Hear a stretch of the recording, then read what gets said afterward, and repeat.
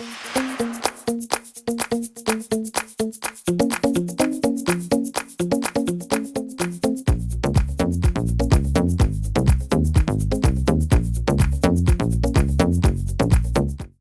aquí en Abrázame Poesía en un evento extraordinario y feliz que es encontrarse con una poeta, escritora, narradora, literatura infantil como es María Teresa Andrueto. Muchísimas gracias por estar con nosotros hoy aquí. No, gracias a ustedes, muchas gracias por todo. Estamos aquí porque estamos abriendo el momento en que se va a presentar su libro sobre poesía reunida, Ediciones en Danza. Y entonces es interesante encontrarse con la autora pensando cómo es ese momento de 6 libros puestos delante tuyo para hacer una colección entera y ver todo el proceso que has tenido a lo largo de tu vida con la poesía. Bueno, es un poco impresionante así porque así da cuenta de mucho vivido también, ¿no? Y entonces eso siempre es fuerte para uno. A veces me pareció que era demasiado temprano para reunir la poesía, pero bueno, Javier Cofres es el editor de Ediciones en Danza, que ha sido tan generoso y tan entusiasta en este proyecto. Bueno, me lo propuso y bueno, y pensó el libro. Lo pensamos también en conjunto en que la poesía fuera desde el hoy hacia el ayer. Entonces, al final están los primeros poemas que escribí. Hay un prólogo de Jorge Monteleone que también me honró mucho porque es un prólogo muy potente, muy extenso, muy intenso.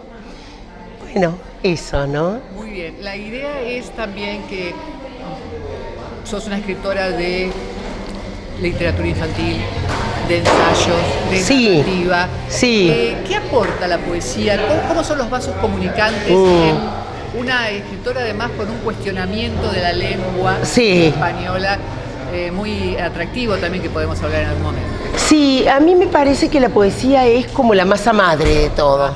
Me parece que ahí hay un núcleo. Por un lado, en mi caso, es lo más autobiográfico.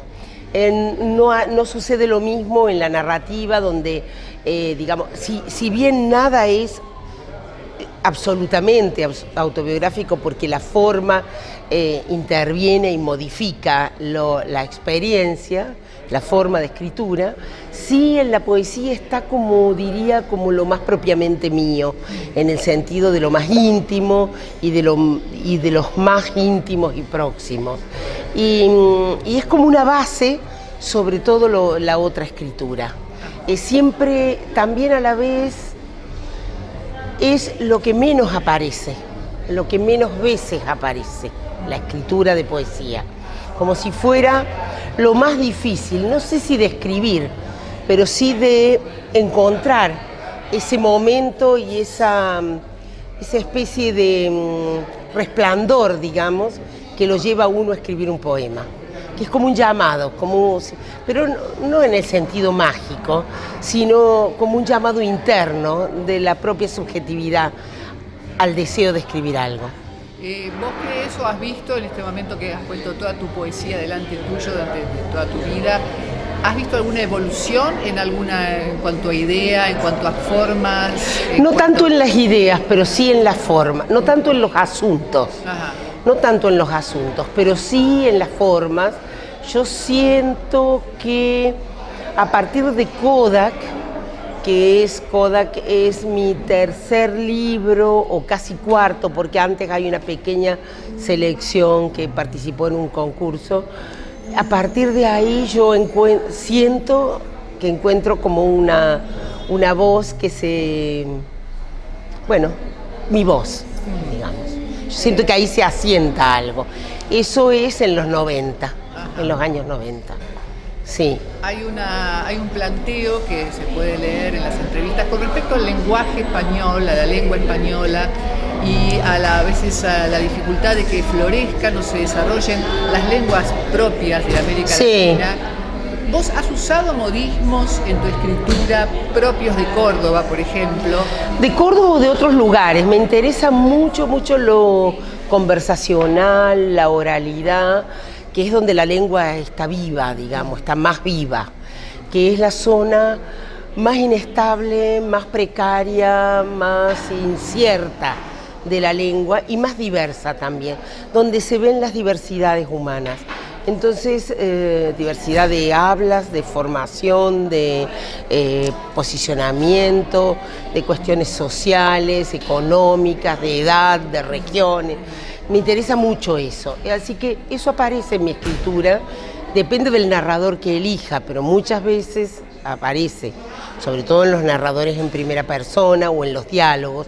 Yo he dicho ya otras veces que no pongo a hablar a nadie que no haya escuchado. O sea, es la música de esa oralidad que me interesa. Y eso a veces es Córdoba, pero muchas veces es otros lugares.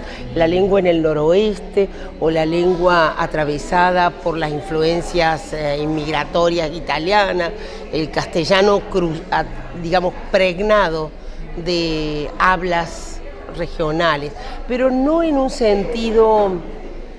las hablas regionales en un sentido antropológico de captarlas exactamente, sino como una especie de metaforización de las hablas de la gente. De los lugares. Sí. También leía esta actividad tuya de estimular la formación de lectores. Sí, mucho. Trabajo mucho en eso y bueno, llevo como 40 años con eso. Primero como formadora, después ya como escritora. Voy a muchos lugares donde hay proyectos de lectura y bueno, a mí me parece que ahí está todo, porque si no hay lectores, no hay editores, no hay escritores, no hay comunicadores que hablen sobre libros, bueno, eso... ¿Y cuál sería tu consejo del catálogo, digamos, o de los puntos que habría que estimular para la formación de lectores? Bueno, hay toda una disciplina, hay mucha gente estudiando esto, hay muchos maestros y profesores que trabajan en este punto, pero hay mucha literatura escrita sobre eso también. Pero digamos que habría 3 o 4 puntos básicos, después, bueno, todo lo demás, ¿no? Pero sería, a mí me parece que el lugar ideal es la escuela, aunque también puede ser las bibliotecas públicas, digamos, un lugar por donde pasemos todos, un lugar democratizador, ¿no es cierto? Porque, bueno, la lectura se lee, digamos, se puede leer... bueno, si se tiene libros y librerías y recursos a mano, bueno, tal vez sea más fácil, pero ¿qué pasa con las personas que no provienen de un mundo donde el libro está presente? Y para eso ese lector se forma en la escuela, básicamente. Y entonces ahí está la formación de los maestros, y como los maestros como formadores de lectura o los bibliotecarios como formadores de lectura. Y bueno, buenos libros, seleccionar buenos libros, y ahí también es muy importante que el Estado se comprometa en compras de libros para las escuelas, libros de calidad, buenos libros, un tiempo sostenido, una frecuencia que se sostenga a lo largo del año y de los años, y una coordinación, digamos, un coordinador que sea un buen lector y que tenga una muy buena escucha para ver por dónde van los intereses y demás.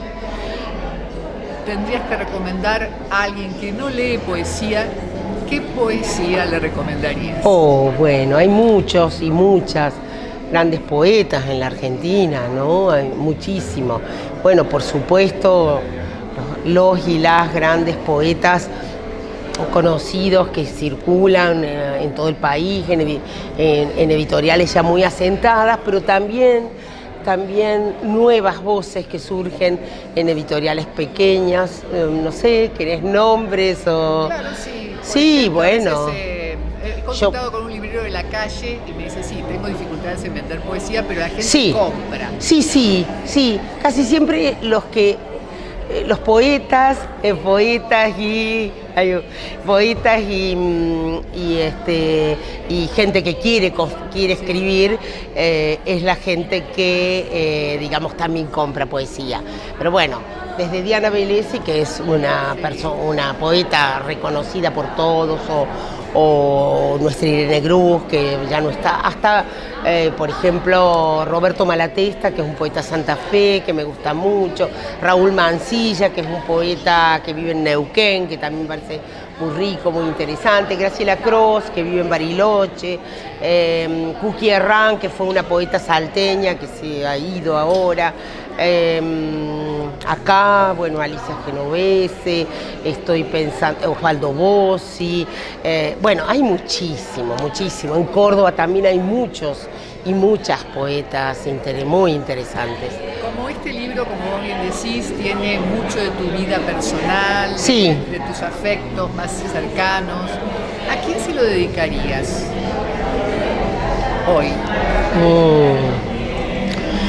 Bueno, no sé, creo, sí, más de uno, pero si tuviera que elegir uno, tal vez a mi madre, sí. Está muy presente por ahí, sí. Sí, sí, esa voz, sí. Muchísimas gracias, No, María por Teresa, favor. muchísimas gracias No, por por estar con favor, a nosotros. vos, no, por Y favor. es un placer para nosotros estar aquí en esta presentación. Muchas gracias a ustedes. Muchas gracias Cariños. por estar con Gracias. nosotros.